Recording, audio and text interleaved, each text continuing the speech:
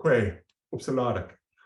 Hello, welcome. My name is Neil Silcox. I am the Faculty Excellence Developer here at the Maple League of Universities. I'm really excited to be joining you today. I am joining you from Kutupuktuk in unceded Mi'kma'ki, also called Halifax. It's my great pleasure today to introduce you to Shannon Murray. Dr. Murray is a professor of English at University of Prince Edward Island, pardon me, where she also has served as director of the Teaching and Learning Center. And she's a recipient of the Society for Teaching and Learning in Higher Education's 3M National Teaching Fellowship in 2001, which she later went on to serve as coordinator for that program. And just this year, she won the Christopher Knapper Lifetime Achievement Award from STLHE. Thank you so much for joining us. Please join me in welcoming Dr. Shannon Murray. Well, thank you so much. I'm thrilled to be here. I'm going to share my slides right away. There we go. I was so happy to be asked to do this. And really what I was asked to do was choose any subject that I was passionate about, that I was excited about, that I was curious about. And I've done all of that. But I've also added that makes me deeply uncomfortable and that I'm still struggling with. So one of the things that I wanted to start off with is that this is an area that I'm deeply engaged with, but I suspect I will never feel expert in. So that's your first warning. If you're absolutely new to the idea of ungrading, well, you're most welcome. If you have been doing this for years, you're most welcome. And if you're like me, somewhere in between and struggling, well, you're right at home here. I really like working in those large questions, and I love the spiritual writer and fabulous podcaster, Krista Tippett, who tells us that the best thing we can do is find those big questions and live in them, sometimes without the pesky, desperate attempts to answer them at the end. So there's my opening epigraph from Krista Tippett there. If I have one big learning goal for this session, it is that I hope that by the end of this, you will feel more comfortable with being uncomfortable in ungrading. So here's what I'd like us to do in the hour we have together. I'll share with you some very tentative conclusions that I've drawn so far in my practice of ungrading. So 6 principles. We'll look a little bit at a definition, but it's a wonderfully amorphous and varied kind of term. So I want you to hold on to a definition of ungrading very loosely. We're also going to share some practices. And I always like the idea, if you're doing something new, of starting small. So taking small, safe risks, if that isn't too much of an oxymoron.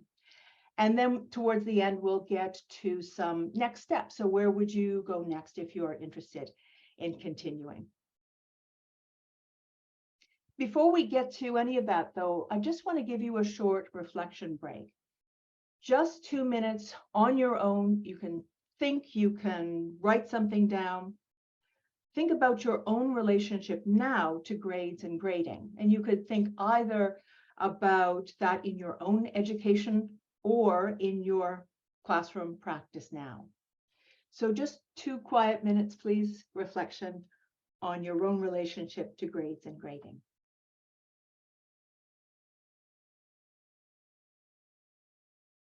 And if you're comfortable, you could share some of that thinking, some of that reflection in the chat.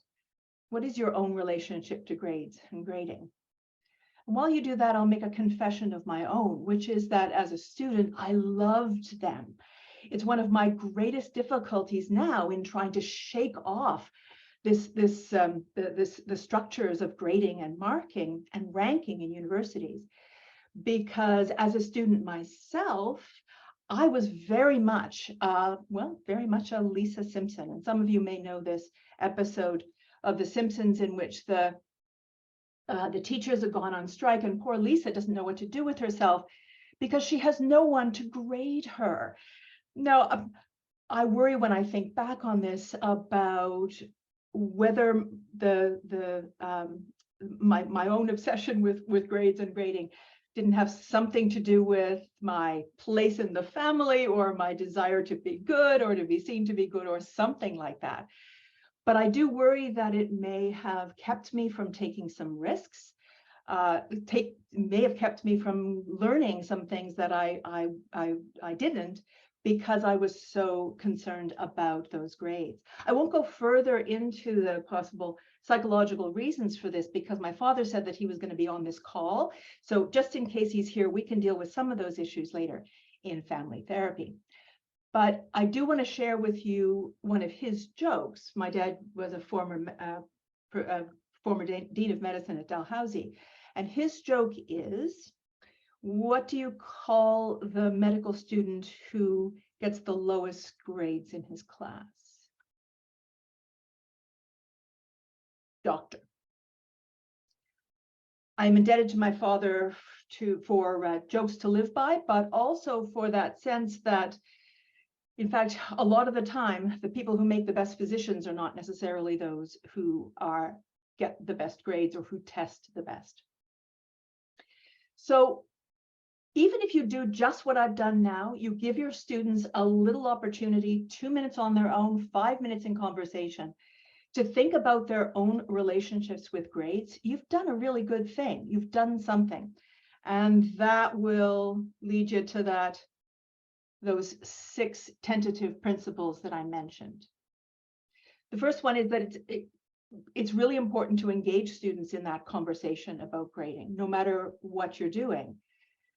The second, and this comes back to my Lisa Simpson revelation, is that sometimes I am my own biggest obstacle in attempts to ungrade, because so much of the landscape of my own mind, both as a learner and as an educator, has been structured by those systems. The next two kind of go together as well.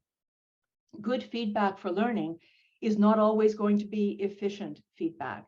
And I'm always concerned by a push towards efficiency in education generally, in higher education in particular, because I don't think that the best teaching is necessarily the most efficient teaching.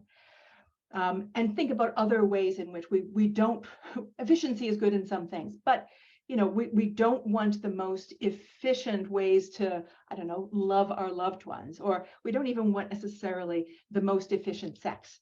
We want sometimes for things that matter to take the time that it means. So good feedback is not necessarily going to be efficient. And sometimes, certainly for me, grading in a way that's helpful, meaningful, will feel really messy. And again, a little confession from me here. I don't like mess. I tend towards order, but ungrading can often feel messy, as if you're not in control, because guess what? If you're doing this, you're probably giving more control to the students, and that's going to make you feel less in control. And the last two go together as well, that there's no single, thank you, there's no single way that you can ungrade. So no one right way to do it. Instead, think of ungrading as a philosophy, as a mindset, as a way of thinking about how you're going to coach and support your students in your learning. Now, a lot has happened in the last few weeks that I've been thinking about this. I feel very much like I'm in a moment that matters, because just a few weeks ago, I don't know if some of you saw it, there was a little bit of a kerfuffle, and that kerfuffle was around whether there was a right way to grade or ungrade. So you can look for this article.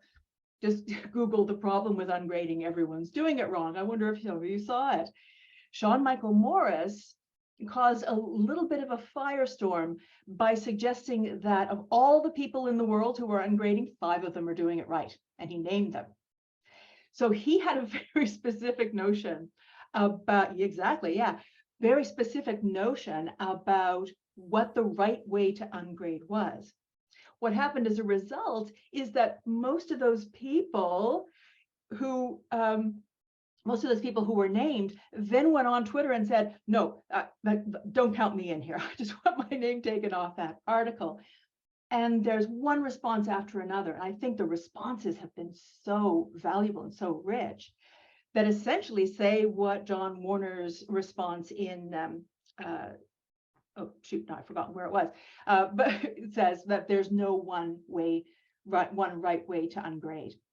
When he goes further in that article, oh, Inside Higher Ed, there it is. This is what he says, and I'll give you a moment just to read that opening paragraph.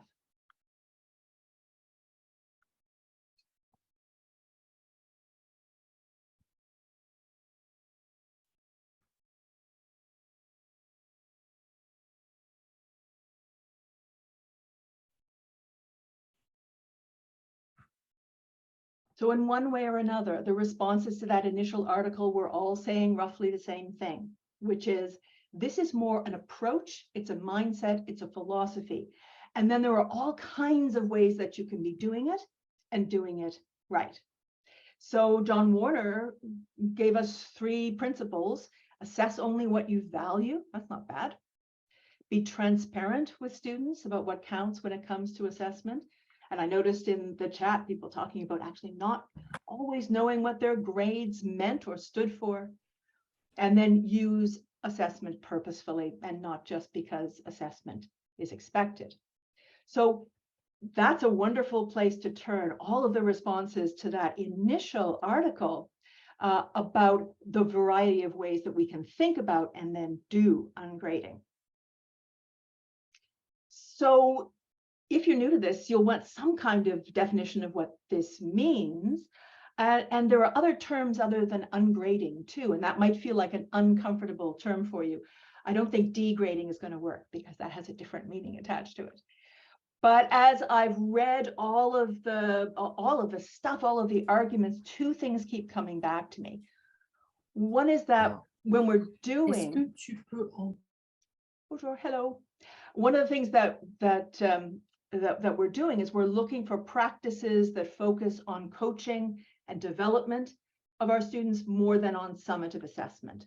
So these are practices that push in the direction of feedback rather than marks or rankings.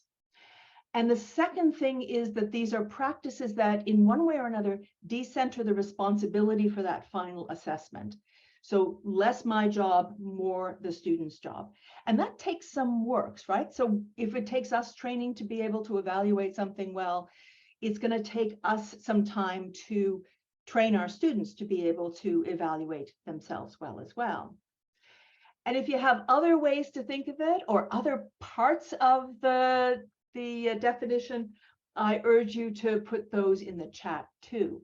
As I said, this is it's a wonderful, evolving, really quite umbrella term for not only a lot of different practices, but a lot of ways of thinking in new, interesting, and sometimes quite radical ways about how we assess and give feedback to our students.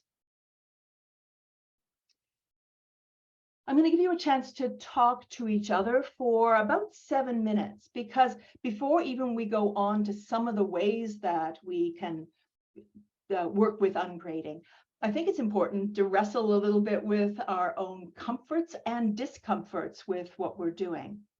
So thinking about that idea of practices that focus on feedback rather than the grade, or on responsibility to the students for evaluation rather than to us, I'd like you to talk to each other about how comfortable you feel with that general philosophy of ungrading, where you see the strengths in this idea for your students and for you, but also what some of your big worries are. So about 7 minutes in Teams, when you come back out, I'll get a few of you to talk about the strengths and what some of your worries are. All right, so have a good chat.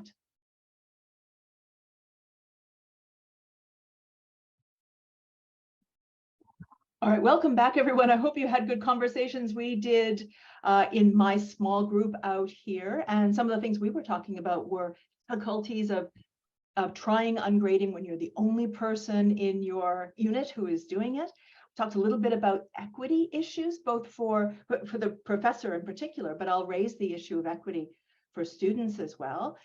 Those can be worries. But let's go back to the first question I asked. And if you'd like to throw your answer in the chat or just open your mic and yell out a couple of words or a phrase, where do you see some of the strengths in ungrading for you and for your students?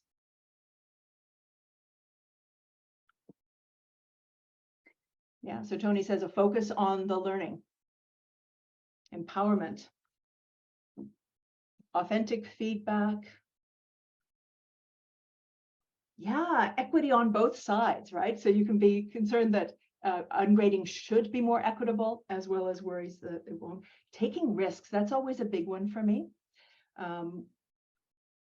More learning, comfortable in the philosophy, uncomfortable with the process, I hear that. Agency for the learner, flexibility for students whose education has been interrupted. Yeah.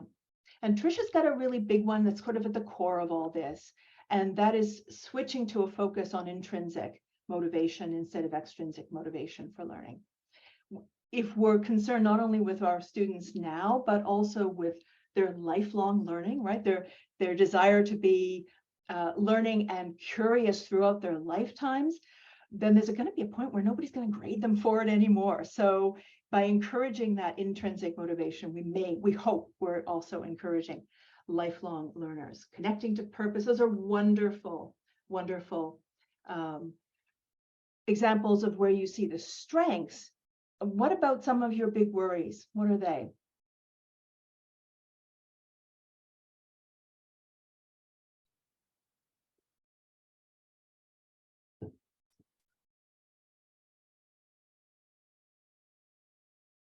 Yeah, time.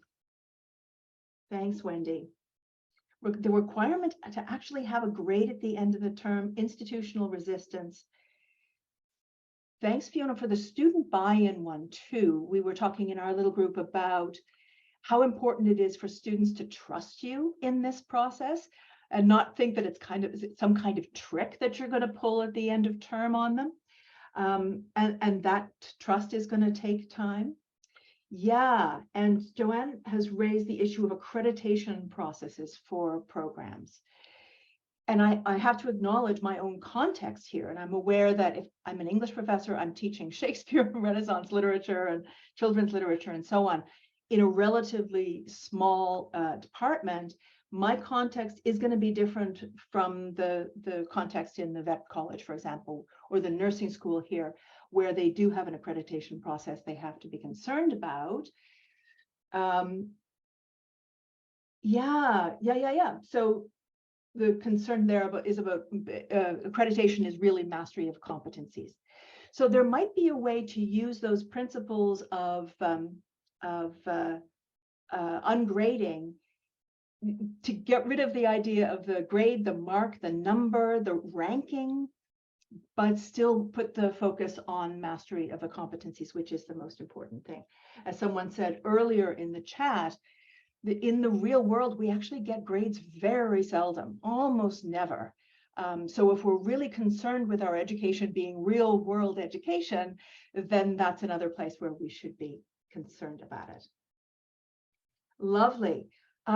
I do want to raise the one about time, and I don't have a good answer for that, because absolutely, if I'm marking essays and I just put a number on an essay, that's a lot faster for me. And if I meet with my student, if I have them hand in a portfolio at the end and I meet with them to talk about it, and we have a real conversation, that's going to take a lot more of my time. Where I've settled with this is that I don't mind spending time. What I hate doing is wasting time. And there's pretty good research that suggests that if I'm putting a number on on an essay, or even if I'm putting feedback and a number on an essay, I might be wasting my time. So I don't mind spending time. I just don't want to be wasting my time. I don't have that much time left. I'm so close to retirement. These are wonderful, and have a look through both of those sides, the big worries, which we have to take seriously, right? Both for ourselves and for our students, and those strengths. So we're trying to find ways that we can balance those. and still, still go home for supper and still sleep well and maintain our own as well as our students' mental health.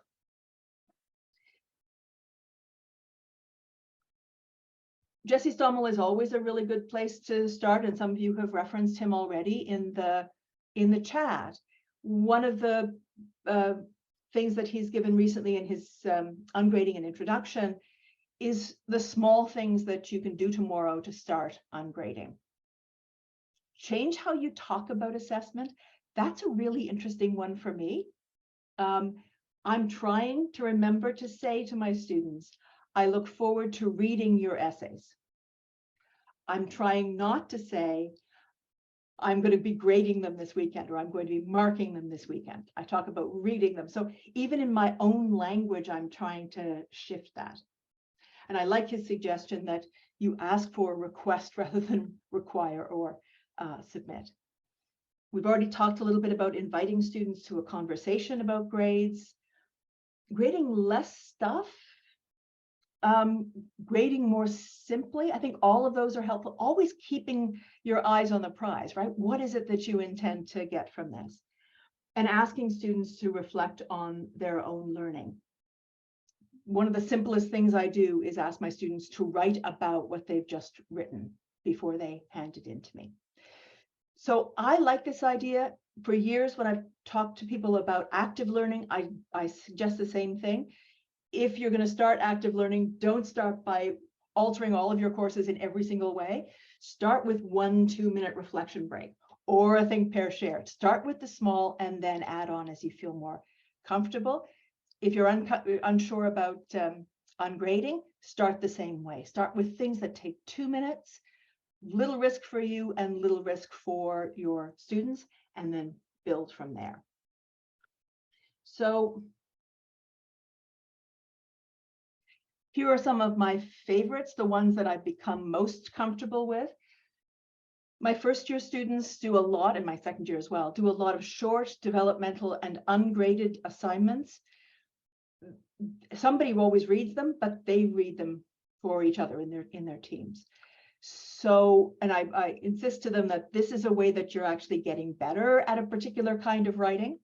And just yesterday, I read a summary. The students do the summaries of these assignments for me. And the summary said, she's so impressed by how much better at analysis her teammates are than the last time they handed these in.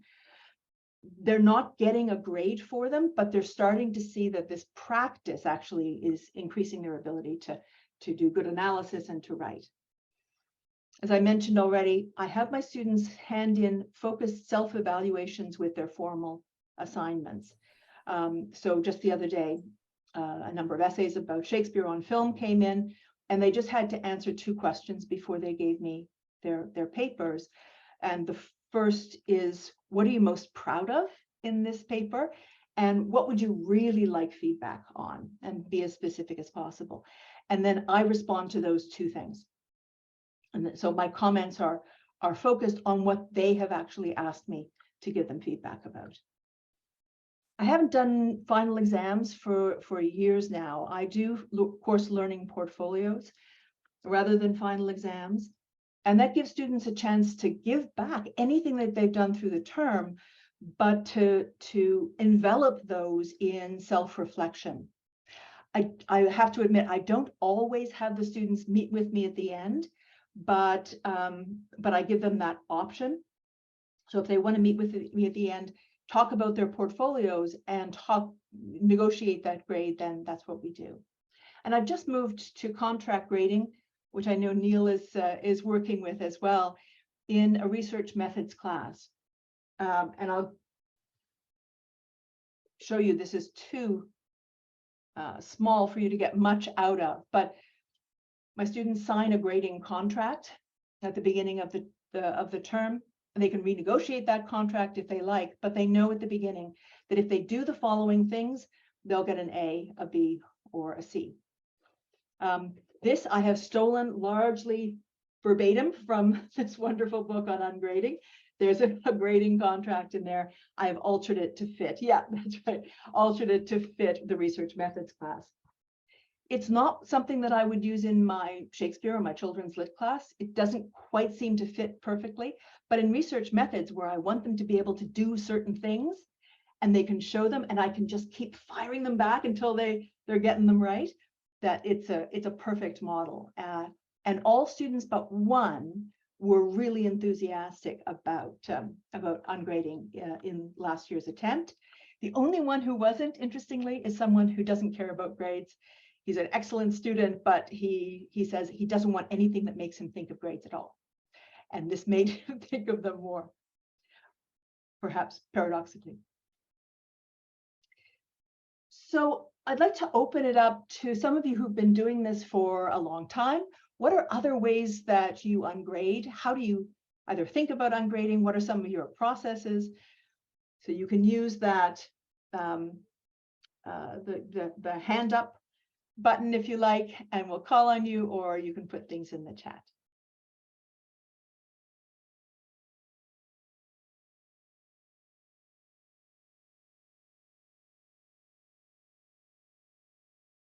I can start by sharing that I did contract grading, as you said, and as opposed to your suggestion, I did not move slowly.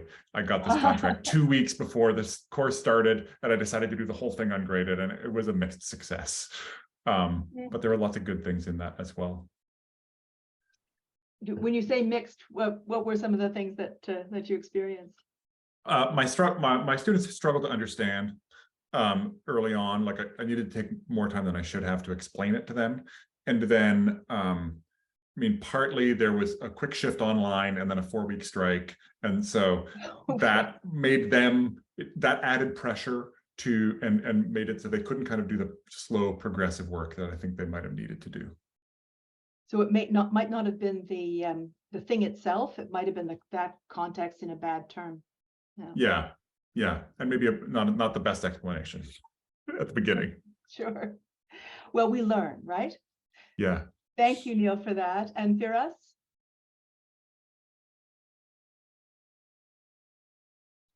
Sorry, my mic button disappeared.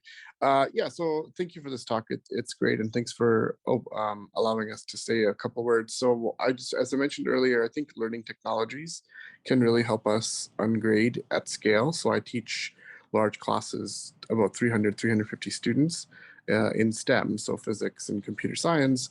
And what I tried in my ungraded class is, first of all, I took your advice and I did it partially, so only my labs were ungraded, so 40% of the course. And then the key thing that I did was that I allowed students unlimited resubmissions.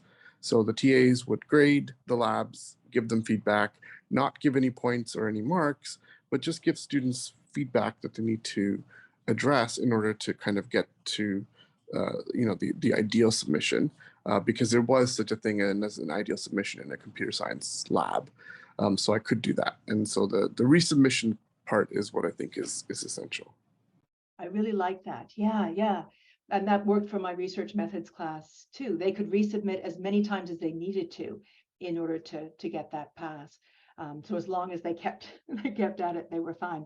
So glad you raised that too, because you're addressing something that I don't have real experience of, which is how do you do this in a big class? And I like Jesse Stommel's idea that compassion scales, right? They can scale up compassion, but I wouldn't be able to tell you how to do it. So I really appreciate that. Ashley, how about you? I think something that's really helpful at the beginning when students are skeptical, because they often are, is just giving them the research. So there is a wealth of information about the problems with the impacts of traditional grading upon learning, motivation, self-efficacy. So I just give students that content and then just also take them to Jesse Stommel's blog and Alfie Cohn's The Case Against Grades, and then just give them some space and time to process, to voice their concerns, and let them do that. It's like a lot of other things we see with our students. They're skeptical at the beginning, and then they're on board. I would say by the end, but honestly, it's really quite a bit sooner than that. Overall, I've had a wonderful experience with it. Wonderful. I love that idea. Yeah, give them the research. It's like laying bare your devices, right? You're showing them why you're doing what you're doing, which is something we should be doing more often anyway. Thank you, Ashley. That's great. Other experiences? Other ways that you ungrade? Tony, I see your hand. Hi, Shannon. Thank you so much. You're welcome. So I came from an unusual experience of having an entire master's, I mentioned in the chat, I think, that was ungraded 30 years ago. And so I started ungrading about 15 years ago, and that didn't work well. There was a lot of resistance. They didn't quite know what I was doing. And so it wasn't fantastic. But I started again a couple of years ago. And then we did the ungrading book for the book club, which was fantastic. But I find now it's working really well, especially because I combine it with UDL principles. And that, I think, has really quite helped me and helped the students, because someone was mentioning, I think, again in the chat, about taking risks and doing things that are perhaps outside of the usual in terms of, let's say, a typical research paper or something. And so I found that's a really nice combo, because they think, well, okay, I can still do well. I can focus on my own learning, and I can do something creative or unusual, or do an analysis that I wouldn't have thought of doing before. So that has been what I've been doing lately, and I'm quite enjoying it. So thank you very much, Shannon, by the way. It's fantastic. You're so welcome. Thanks. Jamie? Yeah, thanks. Hi, everyone. I guess this is more just a thought or a comment. One of the things I've found interesting is that I think, especially during online learning times, but kind of out of the necessity of the pandemic, I think a lot of us ended up kind of accidentally ungrading. I started doing, I kind of was interested in the philosophy anyway, but I started doing final term reviews instead of exams, which I loved. And I've actually had to reinstitute exams on a couple of my courses because of, I would say, I guess, administrative pressure to do so for first year courses. But anyway, which I don't like. And it was one of those assignments that just made sense for everyone. Now, it did have a grade at the end, which is not entirely in keeping with this philosophy, but just having an assignment where students were able to kind of tell me what they got out of the course and what was their favorite article and what was their favorite historical source. Like, I teach history, so that obviously wouldn't work with everyone. But I wish I could keep that in all things, and I'm working to try to figure out how to, even as a graded assignment. It's way better for what I do than to actually just like a kind of an exam-based thing. But anyway, so I think that what's been kind of interesting for me is both the accidental ungrading stuff that happened, or like the switch to pass-fail grades, especially in the first lockdown at Acadia, and I'm sure that a lot of schools did this, where it was just like, help these students graduate, in this crazy time. And some of that worked, some of it didn't. But what's been interesting for me afterwards is that both for myself and I think for some students, they've also liked the comfort of some of the return to normal, which I thought almost in some ways anticipated that there'd be more appetite for what was done, what worked during the pandemic, and why not keep going it forward. And I don't know where we're going to all end. So anyway, it's more kind of a comment on that. I was interested in how desperation learning maybe opened some doors and maybe closed some, and maybe sets us up for a future of ungrading, but then also maybe for some makes it less stable. Not a final thought, but an opening, I guess. Such a good point to make too. And as we're trying to list the good things about the pandemic, sometimes we did find things, right, because of desperation that we might want to hang on to. I'm interested in what you say about the students' desire to return to normal too, because that struck me in deciding that I would offer my students the right either to essentially do their own self-evaluation through their portfolios and give me a mark, or whether they just wanted me to give them a mark. And a lot of them just elected to say, please, you do it. I can't. I think that was where it is in this last 2.5 years. Sometimes it's just, I can't anymore, right? I can't even. And if I've given them that option, I have to respect that too. That's where they're comfortable right now. Wonderful discussion in the chat as well, and suggestions about a variety of things, including a discussion about due dates, and especially if you are attempting to allow students a number of resubmissions, how you deal with that. And I've got, if you go back through the chat, you'll see a number of different options there. What I've hit on now is that there is a due date. I like the idea of a best before date, which essentially says, give it to me and I will get you feedback within a week. But you have a week's grace. I don't need to know the answer, the excuse, whatever. You have a week's grace. Everybody does. So by the end of that week, I'd like you to give me the assignment. But after that, you can ask me for an extension, but you have to ask me, right? You need permission and you need to staple it to the back. And that's just my way of getting students to not to try to put off everything until the end, which was disastrous during the pandemic, when we were all pushing due dates back and back. And I've done the same thing for resubmission. If you want to resubmit, you've got a week. If you need more time, you just have to check with me. You can't otherwise keep going and going and going. But of course, as people keep mentioning in the chat too, we do have some institutional barriers. I tell my students, I can't get an extension on when my marks have to be in, right? And I have to do that.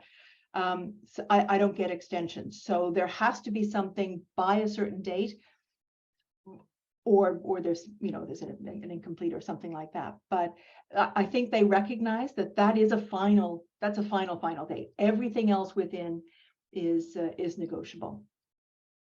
Any other ways of ungrading that people have tried that we haven't heard from already?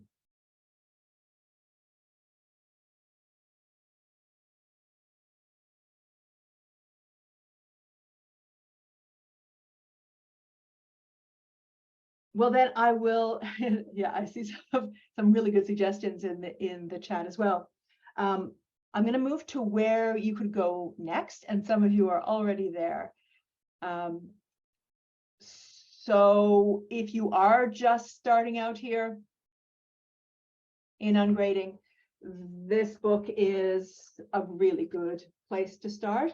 So is Jesse Stommel's blog. And on that blog, among other things, you'll find a wonderful bibliography. So other places for you to go.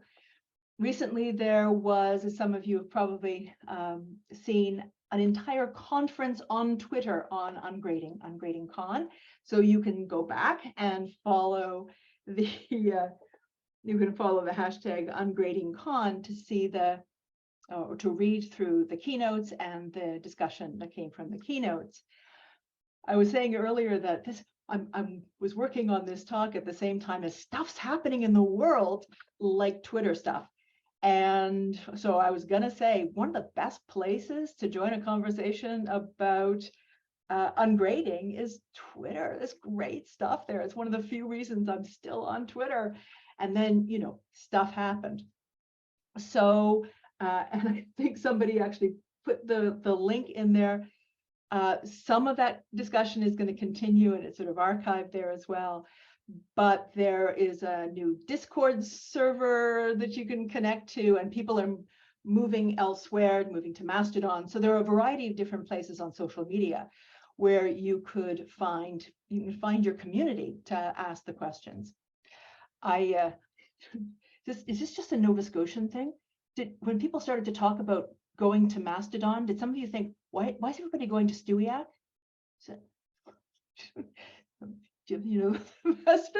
So far behind the times. I think the point at which I'm going to actually retire is when I have to join 2 or 3 new social media platforms. So there's a place that you could find your team and ask your questions. The other thing, and we did this last year, is to make a faculty learning community on your own campus. So Tony was talking about a book club. We basically read something every month, either a chapter from the Ungrading book or an article, and also got a chance to talk through our own struggles. So here's what I'm trying. Don't feel like it's working. What do you think? So finding people who are doing the same thing on your own campus is really supportive. And if you're thinking about starting a revolution, you need to find your team on your campus as well. So those are places to go next. Any others? People want to drop them in the chat?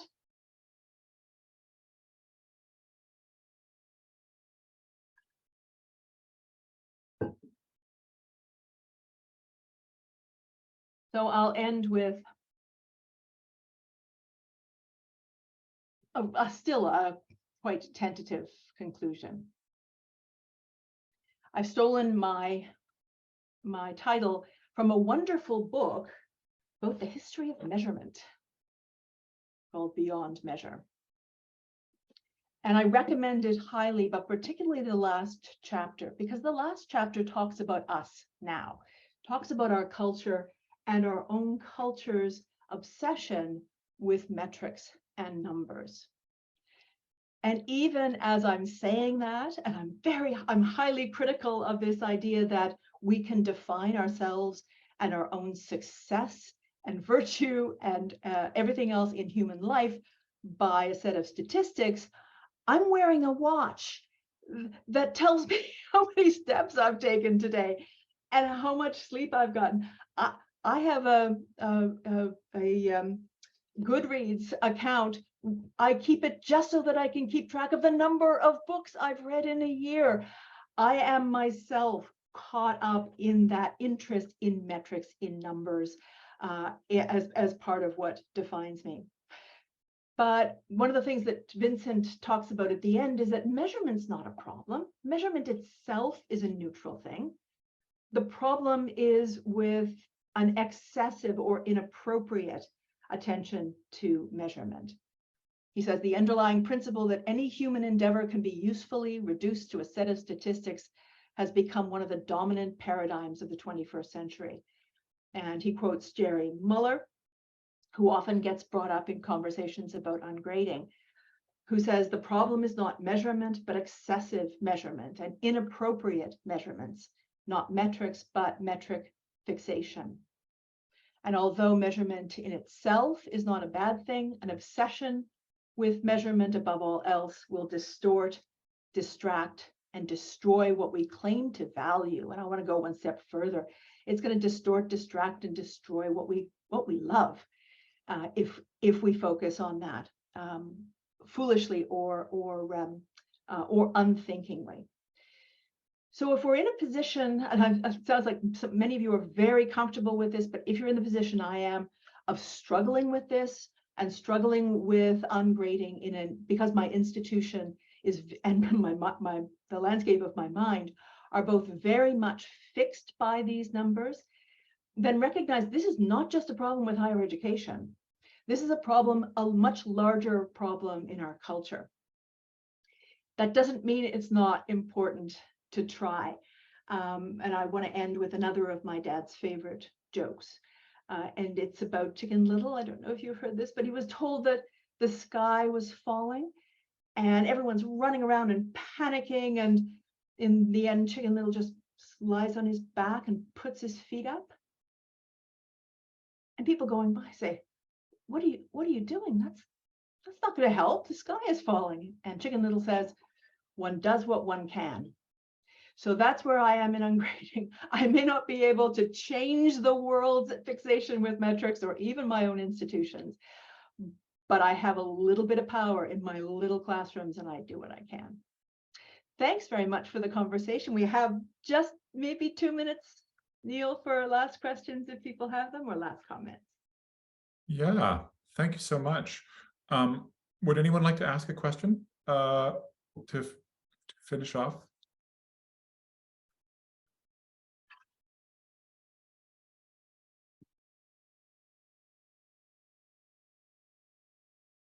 I'm trying to learn to be cool with this, with the quiet question asking time, you know, So hard. the challenge.